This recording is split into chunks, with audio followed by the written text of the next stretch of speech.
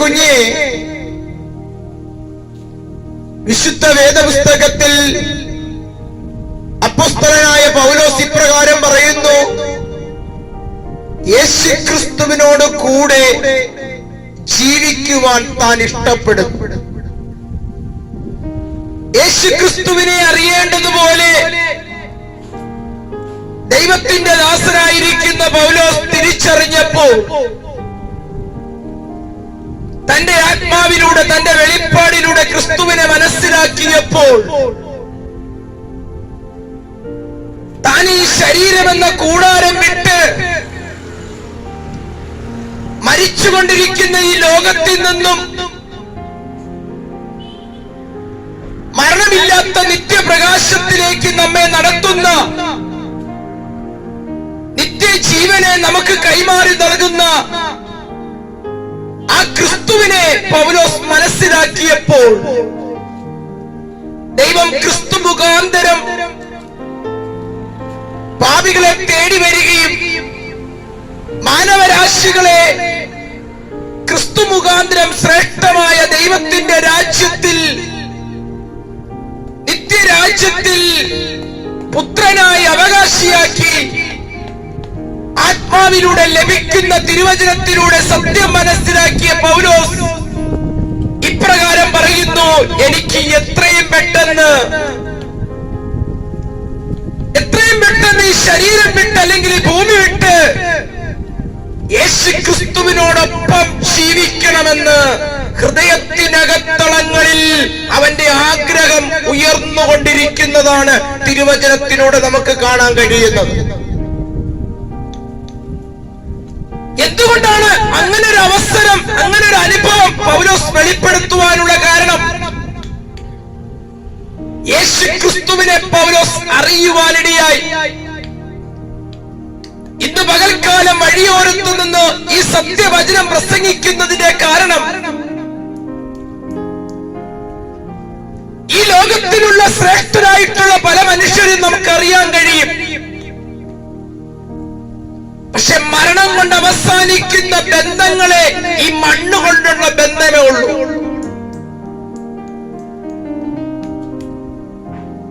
നമുക്കാരൊക്കെ ഉണ്ടെന്ന് പറഞ്ഞാലും, നമുക്കാരൊക്കെ ഒപ്പം സഞ്ചരിക്കുന്നെന്ന് പറഞ്ഞാലും,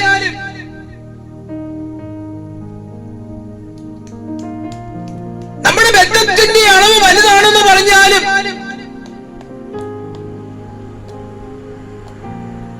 ഈ ബന്ധമെല്ലാം തീർന്നു പോകുന്ന,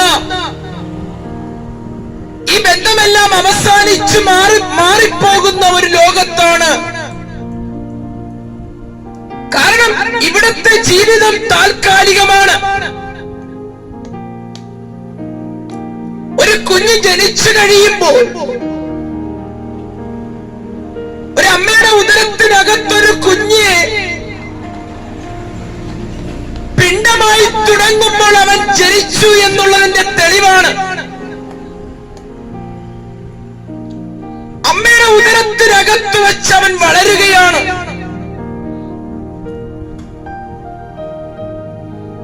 എങ്ങോട്ടാണ് അവൻ വളരുന്നത്?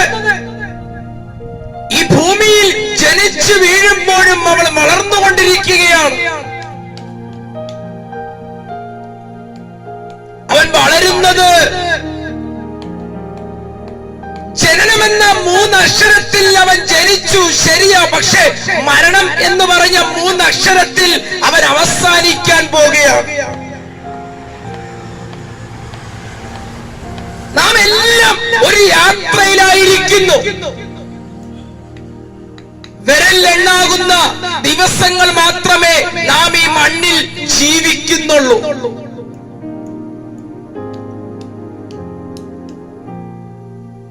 പ്രിയ കുഞ്ഞേ, എന്തിനാണ് ദൈവം നമ്മെ ഈ മണ്ണിലേക്ക് സൃഷ്ടിച്ചയക്കാനിടയായത്? നാം എന്തിനാണ് ഈ മണ്ണിൽ ജനിച്ചത്? എന്നെങ്കിലും ഒരു ദിവസം നിങ്ങൾ തന്നെ ചോദിച്ചു നോക്കിയോ, ഞാൻ എന്തിനാണ് ജനിച്ചത്?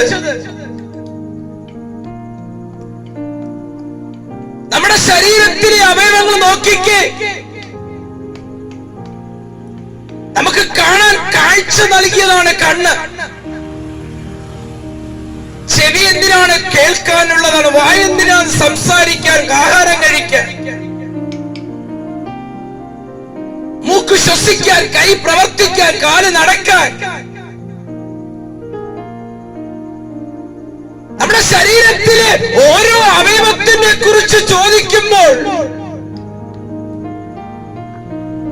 നാം വാ തോരാതെ പറയാറുണ്ട്. നാം വാ തോരാതെ പറയാറുണ്ട്. എന്താണ് പറയുന്നത്? എന്റെ അവയവത്തിനെല്ലാം ഇന്ന ഇന്ന കാര്യങ്ങളുണ്ട്. പക്ഷെ ഞാൻ ചോദിക്കട്ടെ, ഈ അവയവങ്ങൾ ചേർന്ന് വരുന്ന നീ എന്തിനുള്ളതാണ്? ഇന്ന് പകൽക്കാരൻ ചോദിക്കാൻ കഴിയുമോ? നിന്നെ ഉണ്ടാക്കിയ അല്ലെങ്കിൽ നിന്നെ പരിപാലിക്കുന്ന നിന്റെ പിതാവിനോട് ചോദിച്ച്, നിന്റെ മാതാവിനോട് ചോദിച്ച്, എന്തിനാ അമ്മ എന്നെ പ്രസവിച്ചത്? ഉത്തരമില്ലാത്ത ചോദ്യത്തിനകത്ത് നിൽക്കുന്ന കുഞ്ഞെ, ഞാൻ ചോദ്യത്തിന്റെ ഉത്തരം നൽകാം. നീ ദൈവത്തിന്റെ സൃഷ്ടിയാണ്. ഈ മണ്ണിലെ ജീവിതം ഒരു ശ്രേഷ്ഠമായ ജീവിതത്തിലേക്കുള്ള വഴിയാണ്. നീ ജനിച്ചത് പാപമെന്ന ഒരു ശക്തിക്ക് കീഴിലായിരിക്കുന്നു. പക്ഷേ ഈ മണ്ണ് വിടുമ്പോൾ പാപത്തെ ഉപേക്ഷിച്ച് ദൈവത്തിന്റെ രാജ്യത്തിലെ ദൈവത്തിന്റെ അവകാശിയായി ദൈവ ഇഷ്ടം ചെയ്യുവാൻ യോഗ്യനാക്കി തീർക്കേണ്ടതിന് നമുക്ക് ദൈവം നൽകിയ ചെറിയ സമയമാണ് ഈ ചെറിയ ആയുസ്. ഈ ചെറിയ ആയുസ് നമുക്ക് വിലയേറിയതാണ്. നമ്മെ ദൈവം ഉണ്ടാക്കിയത് മരിക്കുവാൻ വേണ്ടിയല്ല. ജീവൻ പ്രാപിച്ചെങ്കിൽ ജീവൻ അവകാശം പ്രാപിച്ച് ജീവന്റെ തുറമുഖമായിരിക്കുന്ന ദൈവത്തിന്റെ രാജ്യത്തിൽ ദൈവത്തിന്റെ അവകാശിയായി, ദൈവത്തിന്റെ പുത്രനായി നാം വെളിപ്പെടേണ്ടതാണ്. പ്രിയ കുഞ്ഞേ, എപ്രകാരമാണ് നമുക്ക് ദൈവപുത്രനായി തീരാൻ കഴിയും? ഒന്നാമത് നാം ചെയ്യേണ്ട ഒന്നാമത്തെ ഘടകം എന്താണ്? നാം പാപത്തെ ഉപേക്ഷിക്കണം.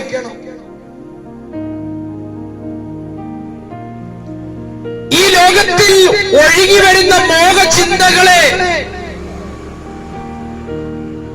നമ്മുടെ ജഡത്തിലൂടെ വെളിപ്പെടുന്ന മോഹപ്രവർത്തികളെ, അധർമ്മത്തിന്റെ ചിന്തകളെ എന്ത് ചെയ്യണം? നാം ഉപേക്ഷിക്കണം. അധർമ്മത്തെ ഉപേക്ഷിക്കാതെ പാപത്തിന്റെ ചിന്തകളെ നാം ഉപേക്ഷിക്കാതെ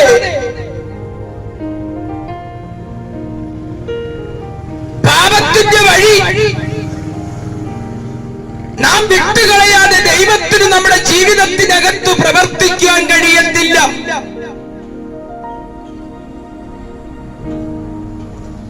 പാപം നമ്മുടെ ജീവിതത്തിനകത്തു നിന്നും ഏറ്റുപറയുന്നതുവരെയും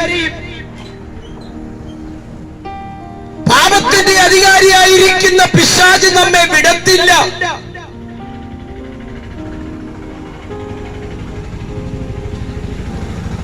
ഒരു മനുഷ്യന്റെ ജീവിതത്തിനകത്ത് രക്തത്തിൽ കടന്നുകൂടി കിടക്കുന്ന പാപം എന്ന സ്വഭാവം നമ്മുടെ ജീവിതത്തിനകത്തു നിന്ന് മാറി ദൈവത്തിന്റെ സ്വഭാവത്തിലേക്ക് നാം ആയി തീരണമെങ്കിൽ,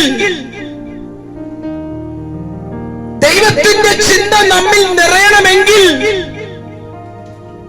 നാം ദൈവത്തിന്റെ വഴിയിൽ നടക്കേണ്ടവരാകണം.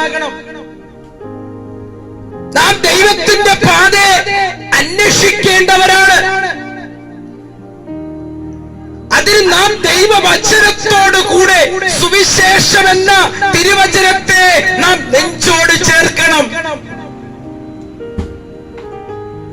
ഒന്നുകൂടി ആഴമായി പറഞ്ഞാൽ, പാപത്തെ ജയിച്ച ക്രിസ്തുവിനെ നീ നേടിയെടുക്കണം. യേശു ക്രിസ്തുവിനെ അറിയാൻ ശ്രമിക്കണം. യേശു ക്രിസ്തു ആരാണ്? യേശു ക്രിസ്തു ദൈവത്തിന്റെ പുത്രനാണ്. യേശു ക്രിസ്തു എന്തിനാണ് വന്നത്? പാപത്തിലൂടെ അകന്നുപോയ, ദൈവത്തിൽ നിന്നും അകന്നുപോയ, ദൈവ തേജസ് നഷ്ടപ്പെട്ടു പോയ മനുഷ്യൻ, ജീവിക്കേണ്ട, നിത്യതയിൽ ജീവിക്കേണ്ട മനുഷ്യൻ, മരണത്തിനടയ്ക്കപ്പെട്ട മനുഷ്യൻ, അങ്ങനെ മരണത്തിലൂടെ അകന്നുപോയ, പാപത്തിലൂടെ അകന്നുപോയ മനുഷ്യനെ തന്റെ പുത്രൻ മുഖാന്തരം സ്നേഹിച്ച കർത്താവ് ആ ദൈവത്തിന്റെ ഇഷ്ടത്തിലേക്ക് ഇന്ന് പകൽ നാം അടുത്തു വരണം.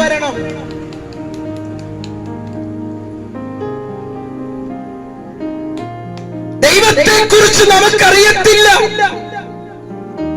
പക്ഷെ ദൈവം മനുഷ്യനോട് പറയുന്നു, എന്റെ ഇഷ്ടമോ, എനിക്കിഷ്ടമുള്ളതെന്ന് പറഞ്ഞാൽ നിങ്ങൾ ശുദ്ധീകരിക്കപ്പെടണം. ഞാൻ വിശുദ്ധനായിരിക്കുന്നത് പോലെ നിങ്ങളും വിശുദ്ധരായിരിപ്പീൻ. നമ്മുടെ ജീവിതത്തിനകത്ത് വിശുദ്ധി വരുന്നതുവരെയും, നമ്മുടെ ജീവിതത്തിനകത്ത് അശുദ്ധി എന്ന അശുദ്ധൻ മാറുന്നതുവരെയും ദൈവത്തിന് നമ്മുടെ ജീവിതത്തിനകത്ത് പ്രവർത്തിക്കുവാൻ കഴിയത്തില്ല കുഞ്ഞെ. ഇന്ന് പകൽക്കാലം ഈ സത്യസുവിശേഷവുമായി ഇവിടെ കടന്നു വരാനുള്ള കാരണം, പ്രിയ സ്നേഹിത, അധർമ്മത്തിന്റെ അധികാരി നിന്നെ വിട്ടുപോകണമെങ്കിൽ, പാപത്തിന്റെ അധികാരി നിന്നെ വിട്ടുപോകണമെങ്കിൽ, ഒന്നുകൂടി ആഴമായി പറഞ്ഞ മരണത്തിനപ്പുറം ക്രിസ്തുവിനോടൊപ്പം ജീവിക്കണമെങ്കിൽ, മരണത്തിനപ്പുറം അനിത്യമായ ജീവെങ്കിലും തേജസ്സിന്റെ രാജ്യത്തിൽ നീ ജീവിക്കണമെങ്കിൽ,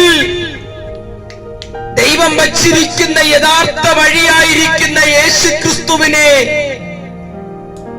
നീ മരിക്കേണ്ട സ്ഥാനത്തു നിനക്ക് വേണ്ടി മരിച്ച,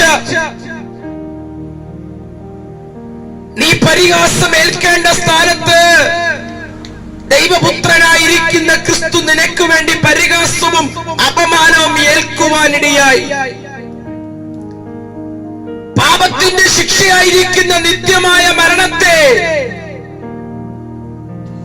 പാപത്തെ പാപമില്ലാത്ത ക്രിസ്തു, പാപം എന്തെന്നറിയാത്ത ക്രിസ്തു, പാപത്തിൽ ജീവിച്ചിരിക്കുന്ന നമ്മയ്ക്ക് വേണ്ടി, പാപത്തിൽ നമ്മെ വീണ്ടെടുക്കാൻ വേണ്ടി പാപമില്ലാത്ത ക്രിസ്തു യാഗമായി തീരുവാനിടയായി. യാഗമാക്കുക, തന്റെ ജീവനെ വിട്ടുകൊടുക്കുക, സ്വയം ഏൽപ്പിച്ചു കൊടുക്കുക. ഇന്ന് പകൽക്കാലം ഈ സത്യസുവിശേഷം,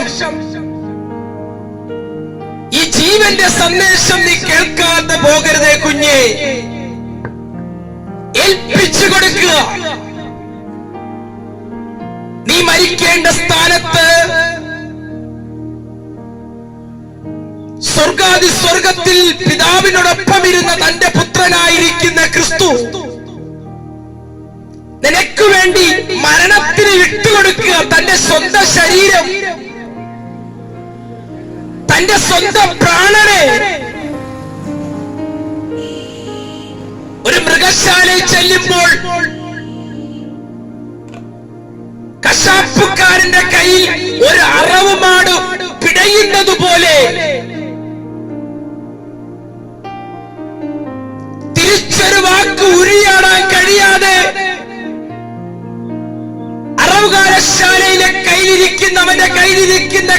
കത്തിക്ക് ചുവട്ടിൽ കത്തിയുടെ മുമ്പിൽ തന്റെ കഴുത്ത് നീട്ടിക്കിടക്കുന്ന മൃഗത്തിന് തുല്യമായി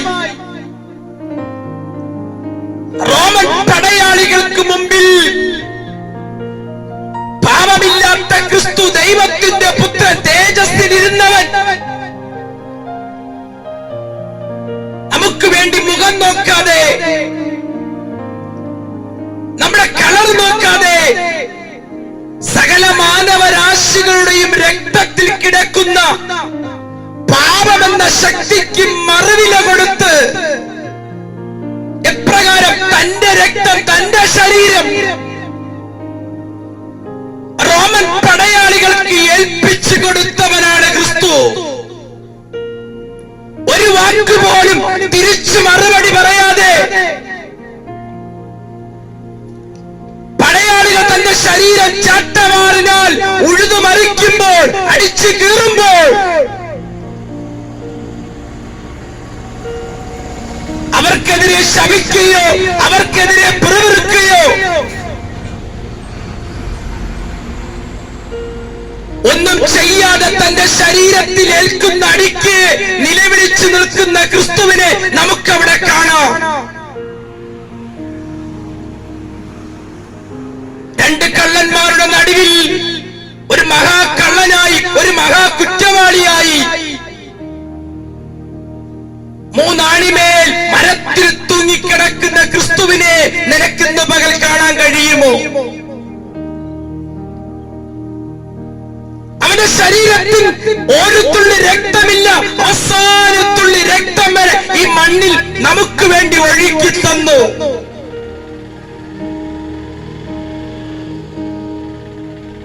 പക്ഷെ എന്റെ കർത്താവ് മരണം കൊണ്ട് അവസാനിച്ചില്ല. അനേക കല്ലറകൾ നമ്മുടെ മുമ്പിൽ അടഞ്ഞു കിടക്കുകയാണ്. പക്ഷെ ഏതെങ്കിലും ഒരു കല്ലറ തുറന്നു കിടപ്പുണ്ടോ? അനേക കല്ലറയുടെ മുമ്പിൽ അവർ ജനിച്ച ഡേറ്റും മരിച്ച ഡേറ്റും എഴുതി വെക്കുമ്പോൾ, ഇന്ന വ്യക്തി ഇന്ന സ്ഥലത്ത് അടക്കം ചെയ്തു എന്ന് മഹാമനുഷ്യനായിരുന്നു എന്ന് പറയുമ്പോൾ, ഇന്ന് പകൽക്കാലം ഞാൻ പ്രസംഗിക്കുന്ന ക്രിസ്തു പാലിസ്തീൻ ഒരു തുറക്കപ്പെട്ട കല്ലറയായി ഇന്ന് പകൽ നമുക്ക് കാണാൻ കഴിയും. യേശുവിൽ ഏറ്റവും പ്രിയപ്പെട്ടവരെ, ആ ക്രിസ്തുവിന്റെ സ്നേഹം ഇന്ന് നിങ്ങൾക്ക് വേണ്ടി, നിങ്ങളുടെ ഭവനത്തിന് വേണ്ടി ആ ക്രിസ്തുവിനോടുകൂടെ ചേർന്ന് നിൽക്കുക. ആ ക്രിസ്തുവിന്റെ രക്തം, ആ ക്രിസ്തുവിന്റെ മരണം ഇന്ന് പകൽ നിങ്ങൾക്ക് വേണ്ടി നിങ്ങളെ തേടി വരികയാണ്.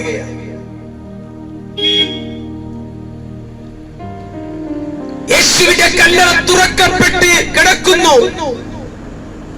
വിശുദ്ധ വേദപുസ്തകത്തിൽ ഇങ്ങനെ ഒരു വാക്യം പറയുന്നു, എന്നിൽ വിശ്വസിക്കുന്നവൻ മരിച്ചാലും ജീവിക്കും. ഇതാണ് പൗലോസ് പറഞ്ഞത്, ക്രിസ്തുവിനോടൊപ്പം ജീവിക്കുക. മരണത്തിനപ്പുറം ക്രിസ്തുവിനോടുകൂടെ വസിക്കുക. ആ ക്രിസ്തുവിനെ അറിയേണ്ടതുപോലെ ഈ മണ്ണിൽ നിനക്ക് തിരിച്ചറിയാൻ കഴിയുമെങ്കിൽ, ക്രിസ്തു നിന്റെ അകത്ത് വസിക്കുന്നു എങ്കിൽ, ക്രിസ്തുവിനെ നീ വിശ്വസിച്ച് ക്രിസ്തുവിന്റെ മുമ്പിൽ നിന്റെ പാപത്തെ ഏറ്റു പറയുന്നുവെങ്കിൽ, ഈ സത്യവചനത്തിൽ നിറഞ്ഞു നിൽക്കുന്ന ദൈവത്തിന്റെ ആത്മാവ് നിന്നെ ശുദ്ധീകരിച്ചു ദൈവത്തിന്റെ രാജ്യത്തിൽ നിത്യപിതാവിന്റെ കയ്യിലിരിക്കുന്ന ജീവന്റെ പുസ്തകത്തിൽ നിന്റെ പേരെഴുതുവാനിടയാകും. ഞാൻ എന്റെ വാക്കുകൾ ചുരുക്കുകയാണ്. ആ ജീവപുസ്തകത്തിൽ നിന്റെ പേര് ചേർത്ത് ദേശത്തിന്റെ നടുവിലും ദൈവത്തിന്റെ മുമ്പിലും ശ്രേഷ്ഠനായി ജീവിക്കുക. ലോകത്തിന്റെ നടുവിൽ അർത്ഥമില്ലാതെ ജീവിക്കുന്ന, ശൂന്യതയിൽ ജീവിക്കുന്ന മനുഷ്യ, ഒരു യഥാർത്ഥ വഴി ദൈവം നിനക്ക് തുറന്നിട്ടിരിക്കുന്നു. ഒരുത്തരിലും രക്ഷയില്ല. രക്ഷിക്കപ്പെടുവാൻ ആകാശത്തിന്റെ കീഴിലും മനുഷ്യരുടെയിലും ഒരേ ഒരു നാമം, യേശു ക്രിസ്തുവാകുന്ന നാമം. ആ നാമത്തിങ്കിലേക്ക് വരുക, ഈ നാമത്തിങ്കിലേക്ക് അടുത്തു വരുക. നീ ഒരുക്കമെങ്കിൽ ഇന്ന് കേട്ട വചനത്തിൽ വിശ്വസിച്ച് ദൈവവചനം അനുസരിച്ച് ദൈവേഷ്ടം ചെയ്ത് നിത്യതയ്ക്ക് വേണ്ടി ഒരുങ്ങാൻ നീ ഒരുക്കമെങ്കിൽ മരണത്തിനപ്പുറം നിന്റെ